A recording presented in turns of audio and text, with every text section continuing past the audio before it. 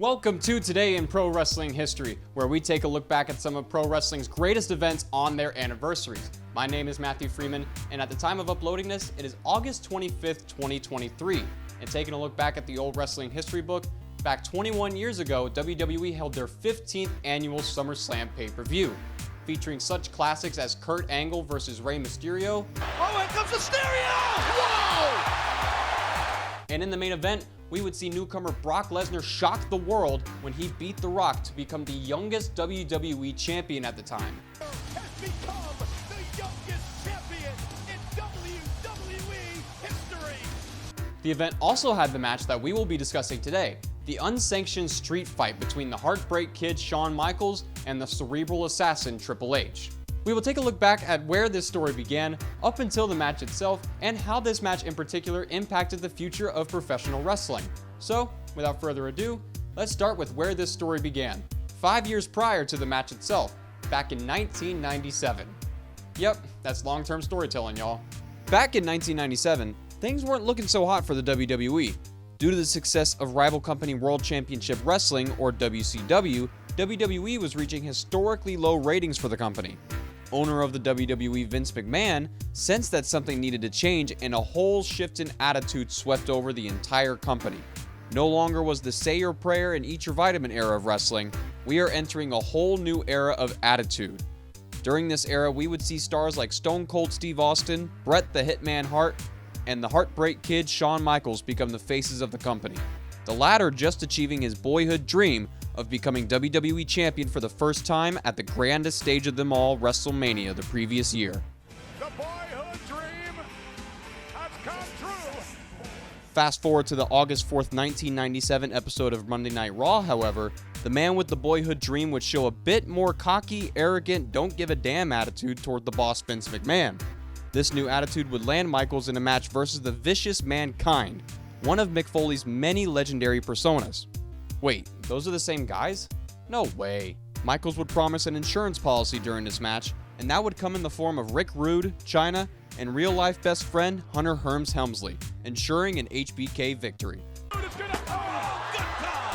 Over the next several weeks, this new alliance would take charge of WWE, helping each other gain victories and championships like the European title against the British Bulldog at the one-night-only pay-per-view, getting all the help he can from his new buddies to help Michaels become the first Grand Slam champion in the company's history.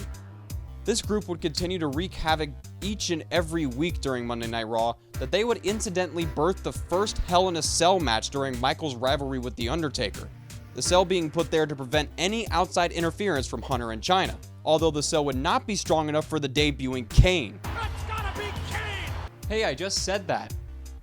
Who ripped the cell doors off its hinges to attack his brother, The Undertaker. Talk about family issues. This would allow Michaels to beat The Undertaker in what many consider the greatest Hell in a Cell match in history. My God, he may be broken in half! This victory means that Michaels would be the #1 contender to Bret Hart's WWE title at the 1997 Survivor Series. It was actually thanks to Bret, of all people, for giving the idea for the group's name during the October 13th, 1997 episode of Monday Night Raw. I tell you what, why don't you two degenerates? He said it! Thus, the name D-Generation X was born. We are the Generation X. You make your rules, and we will break them.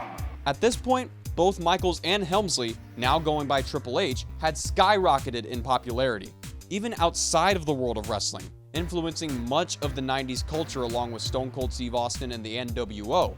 They even got my girl Taylor Swift doing a crotch chop. Didn't think I'd see that in my wildest dreams. After Michaels was able to capture his third WWE title after a screwy finish in Montreal. That's a story for another day though. It looked as though D-Generation X were set on running WWE for the foreseeable future, especially in instances like on the December 22nd episode of Raw, where Michaels would literally lay down for his friend Triple H, basically gifting the European title to him. This is the greatest moment of my life. Although this rise in power would come to a grinding halt during Michaels' casket match against The Undertaker at the 1998 Royal Rumble. A backdrop to the outside would have Michaels hit his lower back on the corner of the casket. Michaels would be able to finish and even defeat the Phenom thanks to help from Kane yet again. Unfortunately, however, Michaels would learn that he had herniated 2 discs along with completely crushing another in his spine. Because Michaels was WWE Champion, he would be forced to drop the title to Stone Cold Steve Austin at that year's WrestleMania. The Heartbreak Kid would be forced to retire at the low age of just 32. Behind the curtains, this injury would send Shawn Michaels, whose real name is Michael Shawn Hickenbottom, into a deep depression and spiral into an addiction of painkillers. Shawn, at that point in time, really wasn't good personally to be around anybody. He was in a really dark place. This would even lead to a fallout between his old buddy and Triple H. And walked Shawn just gone, you know. Stumbling all over the place, he's half drooling on himself. Everybody was like, what's going on? Like, they all came to me like I was his keeper. They all went to Vince. Vince wanted to talk to him. They had to go wake him up. He was passed out under a table in the locker room. You know, I mean, it was just, he was a mess. And that was it. You know, and we didn't speak for a long time. Ultimately, though, it was Michael's 2-year-old son who would instill a sense of change in HBK. Camera starts to crawl up on Daddy, and he says, oh, Daddy's tired. Our son was just climbing all over him and saying, Daddy's asleep. It just became very apparent to me that if I wasn't careful, I was going to ruin him. And, The next morning, he told me that he was never taking pills or drinking again, and from that point, he didn't. And through his wife, Rebecca Hickenbottom, he found religion. It was our first Christmas together, and I gave Shawn a Bible and some other books, and he began reading them. I said, well, I don't know anybody that died ODing on religion. Michaels noticed one morning that his back wasn't in as much pain anymore. That night, after Shawn had gone to bed, he woke up in the morning, and the pain was gone in his back. It was definitely a miracle. Before that can happen, though, with Michaels no longer in the picture, it was time for Triple H to begin his reign of terror in the WWE. Tonight, Triple H is gonna drop the hammer. The World Wrestling Federation, as you know it, comes to an X-rated end tonight. Over the next few years, Triple H would jump to the top of the card and become a mainstream superstar, taking D-Generation X to new heights after adding X-Pac and the New Age Outlaws to the group.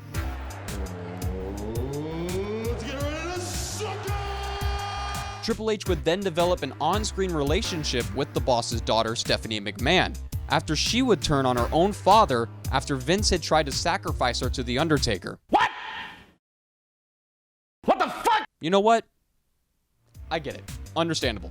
This on-screen relationship would develop into an off-screen relationship, which may or may not be the reason Triple H became a 5-time WWE champion at this point, beating stars like Stone Cold, The Rock, and Chris Jericho to do so.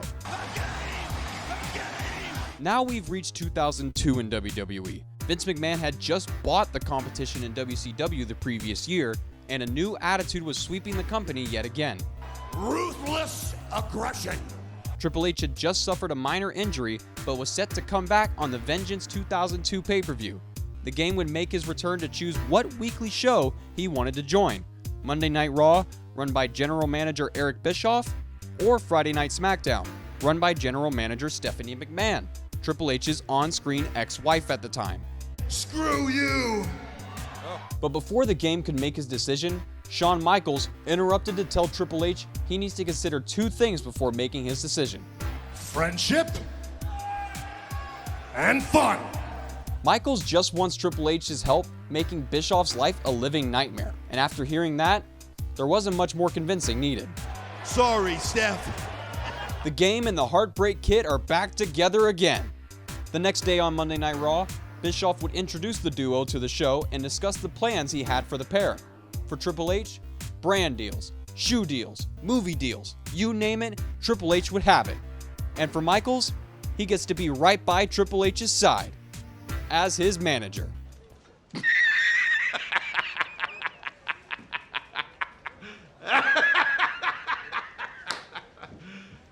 You serious? Michaels doesn't like the authority telling him what to do, so Michaels promptly says, Screw you guys, I'm going home. and he's gone. Triple H would chase him down backstage before Michaels left the building and convinces him to stay by telling Michaels that he's got an idea. And later in the night, we discovered that that idea was the reformation of D-Generation X. The crowd erupts in cheers, amazed that these two are in the ring together once again. But just as Triple H was getting the crowd ready to suck it, the Game kicks his best friend and delivers a pedigree to the Heartbreak Kid. Oh my God! What just happened? Did the Game really just throw away years worth of friendship? Why on earth would he do this? Those were the exact questions Michaels had for Triple H as he interrupted Bischoff and the Un-Americans on the next episode of Raw, demanding Bischoff bring out the Game. Bischoff says that Triple H hasn't arrived yet, so Michaels decides he will just wait for him in the parking lot. Later in the night, Triple H would arrive and make his way to the ring, with no indication that he and Michaels had met in the parking lot. The Game would explain his actions from last week by calling Michaels weak and an old, brittle man. And because of his back injury, Michaels should just help him stay at the top and be his manager. It's not really a great way to do that, my dude. Before the Game could even finish, though, we see a stage manager for WWE tell Triple H something that would send him rushing backstage. Once cameras caught up with him, we see an unconscious and bloody Shawn Michaels on the parking lot floor, next to a car with a hole in the window the size of someone's head. Someone has attacked the Heartbreak Kid. What? Oh no! Triple H would help Michaels get loaded into the ambulance before Bischoff comes from behind and implies that it was Triple H behind the attack. The Game didn't like being accused of this, though. Language! The next week on Raw, Triple H would take it upon himself to try and find his friend's attacker, questioning anyone who had a bad past with HBK, unfortunately to no avail. Eric Bischoff would grow tired of the Game terrorizing his roster, so he sets up a video call with Michaels himself, while he recovers from the attack at home in San Antonio. This is where Michaels would reveal security camera footage from the night of the attack. But damn, this image is blurry. Now we'll never know who the identity of the attacker was, unless we use 2000s technology. Hold it. Run that back. There, freeze that. Full screen. Okay, freeze that. Tighten up on that way. Vector in on that. Zoom in right here on this spot. With the right equipment, the image could be enlarged and sharpened. Enhance section A6. I enhanced the detail, and I think there's enough to enhance. Release it to my screen. Enhance. Enhanced. Freeze and enhance. By God, it was Triple H! He blindsided his best friend! Michaels then reveals that he had been talking with doctors, and they say he will make a full recovery.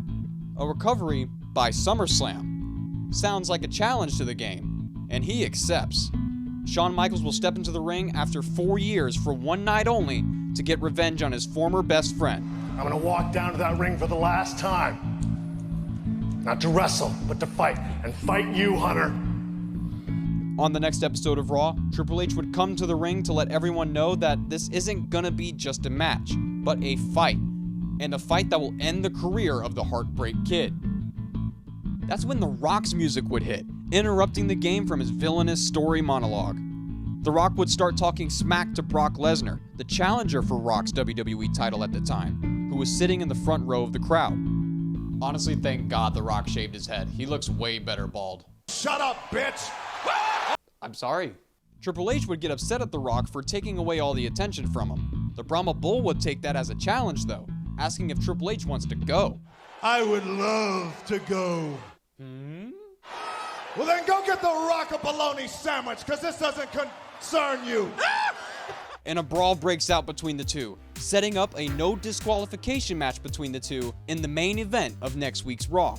Before that match could happen, however, Eric Bischoff would pull Triple H into his office to inform him that because of Michaels' back injury and Triple H threatening to end his career, Bischoff doesn't want any potential heat to fall on him or the WWE, so he won't be sanctioning the match between the two at SummerSlam, meaning according to the WWE record books, this match will never happen. What this also means is that the match has essentially turned into a street fight. No countouts, no disqualifications. The only way to win this match is to pin or submit your opponent in the ring.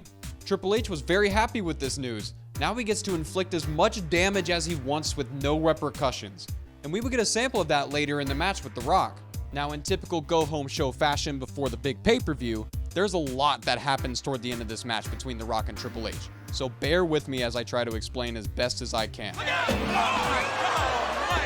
As Triple H goes for his sledgehammer to put things away, Brock Lesnar, who is sitting in the front row, jumps the barricade and approaches ringside. Triple H then decides he didn't want the match to have a winner, so he throws the ref out the ring. Just before the game could use the sledgehammer on The Rock, though, Shawn Michaels would make his return and attack the game from behind. Triple H would dodge one punch, which caused Shawn to send Brock flying. The game would take advantage, however, with a clothesline, then looks to hit the pedigree on HBK. That's when The Rock finally wakes up and start throwing haymakers at the game. Triple H would counter, however, then focus his attention on the champ. Brock then enters the ring to attack Shawn, but Shawn would throw back a fury of strikes at the Beast, then sends him into the stratosphere with a sweet chin music. We cut back to The Rock just as he hit the game with a rock bottom, then begins to run after Brock through the crowd. The game would try and slip away, but that's when Shawn leaps over the top rope after his former friend, security having to break up the two as Raw goes off air. How did I do? Shut up, bitch! I'm sorry. We have finally reached the day in discussion, August 25th, 2002, the 15th annual SummerSlam pay-per-view, where two former friends will collide in what should be a very violent and brutal matchup. But before a big match like this, there's always a hype video. So, without further ado, this is the moment we have been waiting for.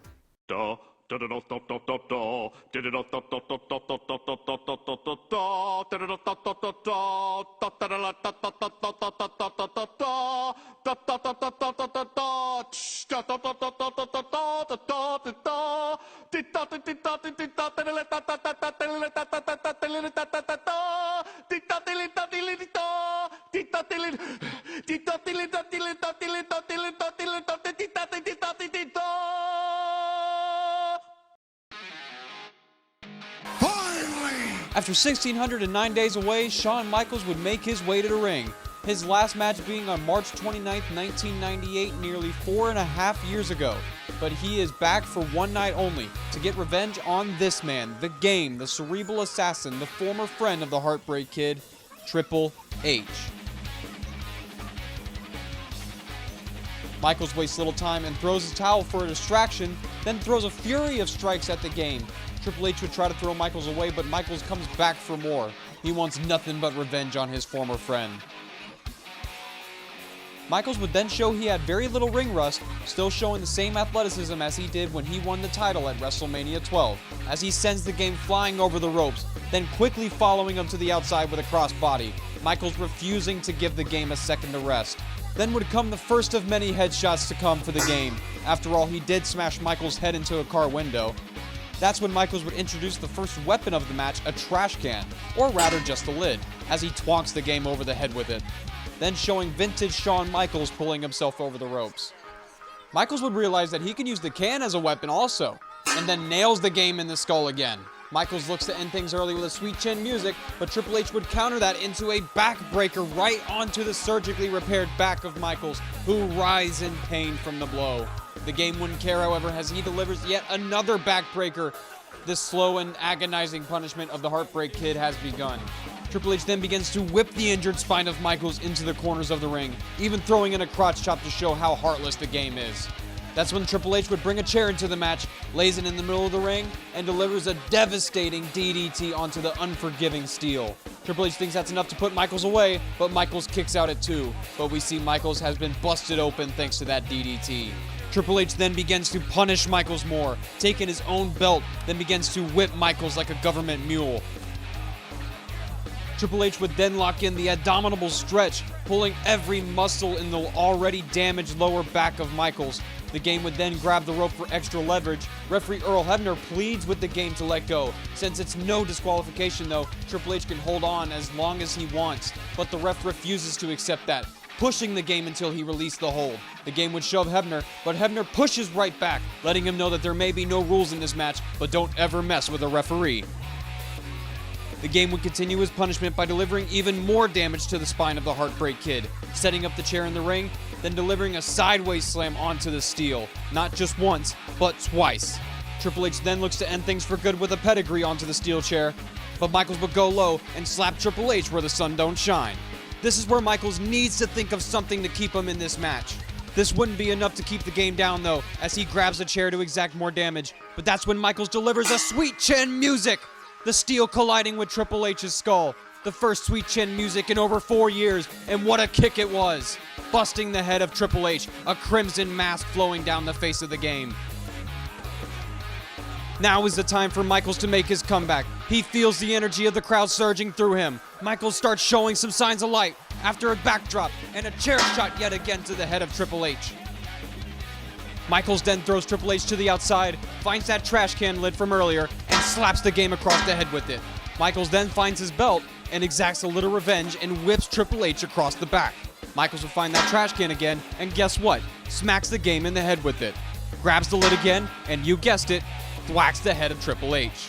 Michaels then takes the boot off the Spanish commentator, and what else does he do but cracks Triple H across the cranium. Michaels then runs around the ring to deliver a one-handed bulldog onto the steel steps. Michaels would then bring a ladder into the match. But wait, there's nothing to climb in this match. Oh wait, just smack Triple H in the head with it. That works too. Michaels then catapults Triple H right into the ladder, his noggin bouncing right off the steel. Michaels then rolls Triple H into the ring so he can deliver a superplex from the top rope. Michaels wants to end the match, but the game kicks out at 2. Michaels then decides to add even more weapons to this match by setting up a table on the outside. He also found a fire extinguisher.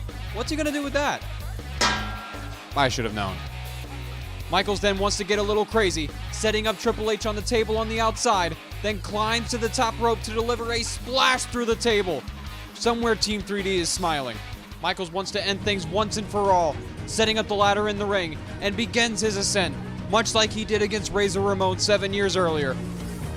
Michaels tells the crowd he loves them, then delivers an elbow drop from the ladder straight through the heart of the game. Michaels hops right back up. He's okay. Michaels feels this is his moment. It is now or never to put the game away, and to do so, he begins tuning up the band. It's been 4 long years since we've seen this, but Triple H of all people knows when the Heartbreak Kid is tuning things up.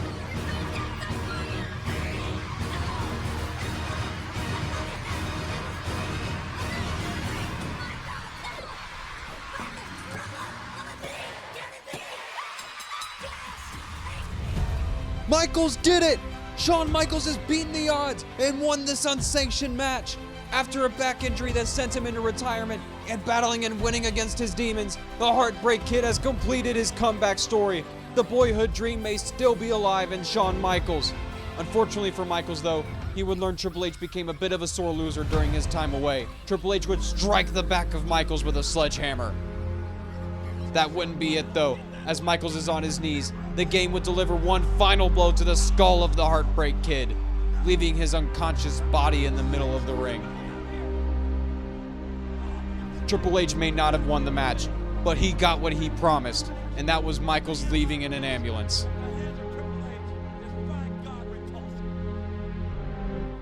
Unlike Michaels said before the match though, this wouldn't be the last we see of the Heartbreak Kid. This match gave Michaels the courage to unretire and chase that boyhood dream he once had again. And 2 months later, Michaels would return to full-time action, outlasting 5 other competitors in the first ever Elimination Chamber match at the 2002 Survivor Series, including his now bitter rival in Triple H to become World Heavyweight Champion. Michaels would then continue another 8 years before finally calling it quits at WrestleMania 26 in 2010, when Mr. WrestleMania couldn't defeat The Undertaker's undefeated streak. Michaels' second run in WWE is widely considered even better than his first. His rivalries with the likes of John Cena and Chris Jericho proving that Michaels could still be a top guy in the company, while his matches with The Undertaker is considered by many, if not most, the greatest wrestling matches of all time. Michaels would enter WWE's Hall of Fame just 1 year after he retired, being inducted by his friend, Triple H. As Hunter mentioned, I came back in 2002 after being told I'd never wrestle again. I was coming back for one more match. And as we like to joke about, that was 9 years ago. In my adult life, the most important thing to me was that you all believed in me and thought I was good. And on this night, I feel it, I thank you, and I love each and every one of you. And that's the story of the unsanctioned street fight that happened 21 years ago on this very day, August 25th. If it wasn't for this match, Michaels would have probably just retired back in 1998, and who knows where the WWE would be right now. Would John Cena still be the star he is without Michaels giving him one of his best matches at WrestleMania? Well, probably, not gonna lie. But we wouldn't have gotten the reunion of D-Generation X back in 2006 if it wasn't for this match, nor would we have gotten the two greatest matches in WrestleMania history if it wasn't for this match, today in wrestling history. He said it! He said it! My name is Matthew Freeman. Be good people, and I'll see you when I see you. Shut up, bitch!